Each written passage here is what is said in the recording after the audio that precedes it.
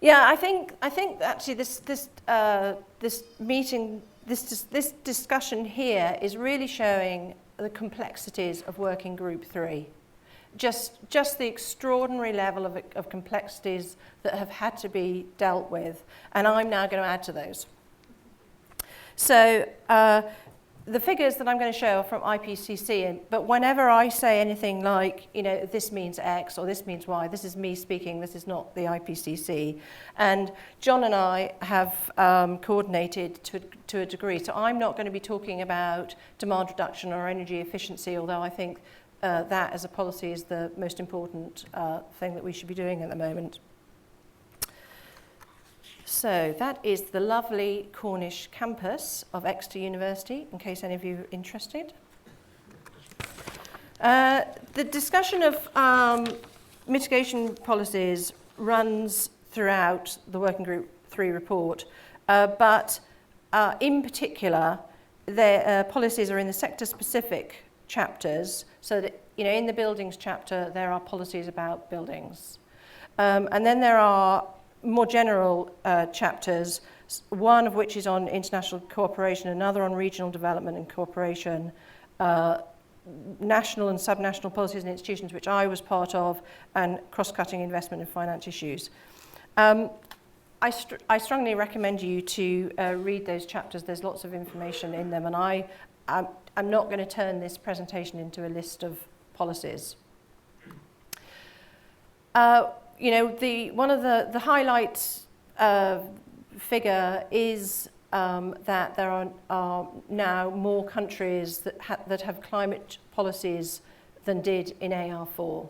And this is showing on each of those panels, on one side it's 2007, on the other side it's 2012, and the yellow is no climate policies. So we are now in a world where we do have a substantial increase in climate policies, which is a good thing. And there are all sorts of landscape agreements on climate change. This is from Chapter 13, and this is just showing that there's international agreements. Those agreements can span into the regions, they can span into the subnational. There is also, you know, a great deal of interesting smaller scale initiatives going on outside of governments that are to do with businesses or communities or other kind of networks.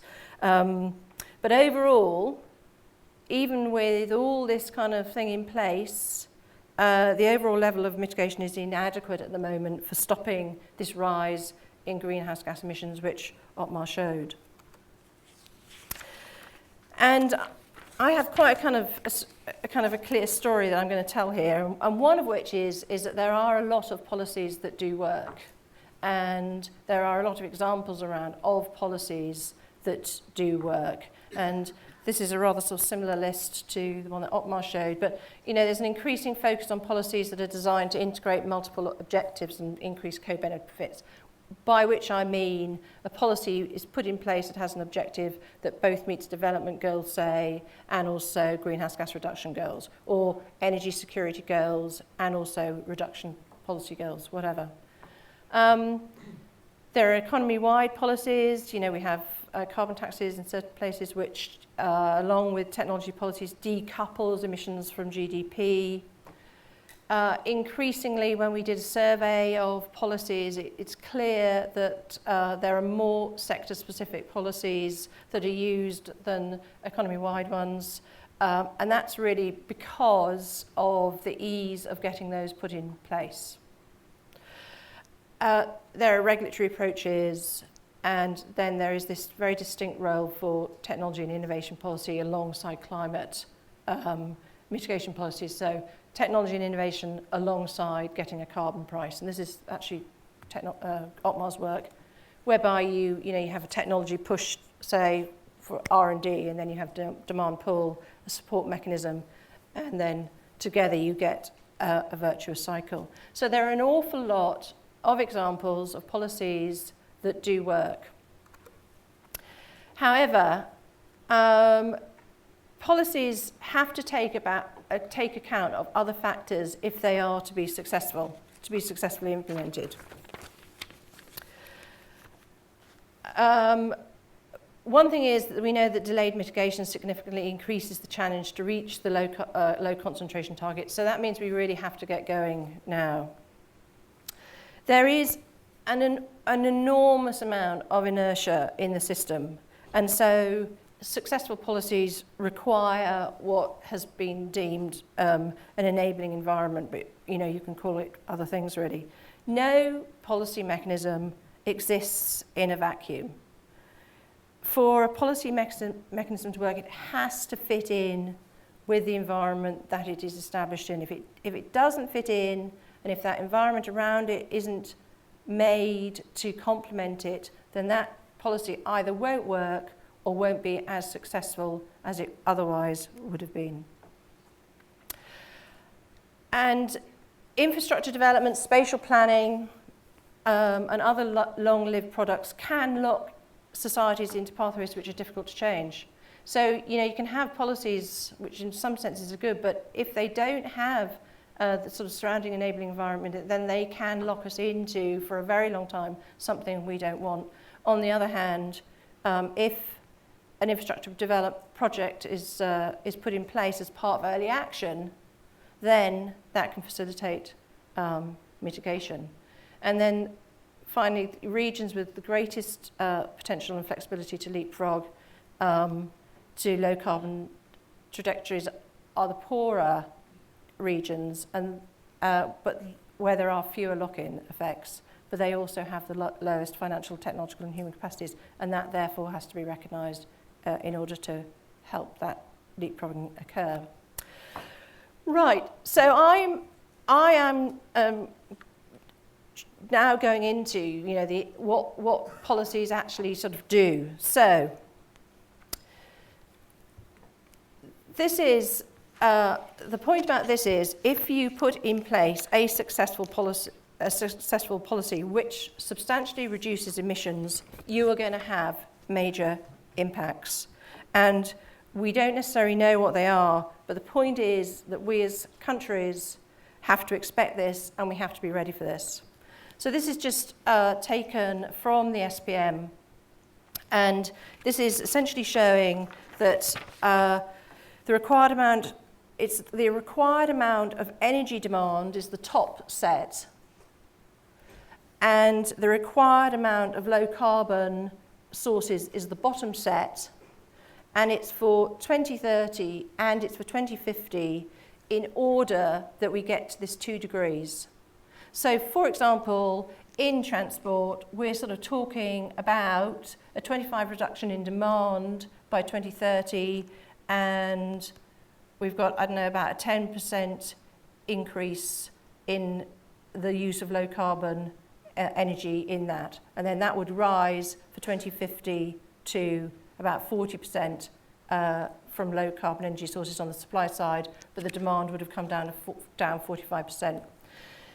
And this is for these other end use sectors, which is transport, buildings, and industry. And my point is that in order to have that amount of demand reduction that we are going to need to have if we are to get to this 2 degree temperature change, it's going to have major technological implications, it's going to have major institutional implications, it's going to have major business and social implications.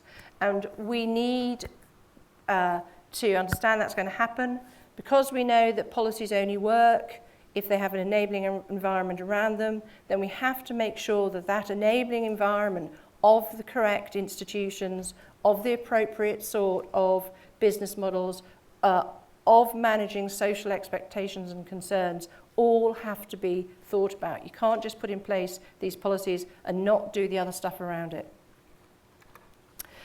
And Otmar also showed this slide, which is just sort of slightly a more deeper point about that, is that we are going to have very large changes in investment patterns in order to make this happen. And that is going to have distributional impacts. So if we increase, have an increase in spending on energy efficiency, which is the panel nearest me by this amount, and then the next one in from me is the reduction in fossil fuels, that is going to really affect those people who are working in those industries, for example. So good and bad effects, but it has major distributional effects. And given the inertia in the system, we need to, countries need to be aware of that, and they need to make sure that they understand what is going to happen and that they are prepared to hold firm in the face of what will be the fossil fuel industry or whatever fighting against making that happen. So policies, in conclusion, policies, it's hard enough, you know, as we know, thinking about these policies, but policies have to be set into a wider context. So in conclusion, there are now more climate policies in place than there were for AR4. This is good. However, greenhouse gases are still rising and the rate is getting faster, and in that sense, there's insufficient policy stringency. There is a lot of evidence about successful policies for emission reduction, and there is a lot of examples of new actors and new ways of doing things which reduce emissions. But achieving these substantial emission reductions requires change and will have distributional, you know, technological, whatever, impacts. And therefore, the role of government is multifaceted. You know, it is about signing up to international agreements. It is about putting in place the enabling environment for these climate change policies. But also, it is about helping to break the inertia in the system. It is about managing change and distribution impacts, both positive and negative, on business and society. And it is about enabling inclusion so these new things can happen, and innovation. So thanks very much.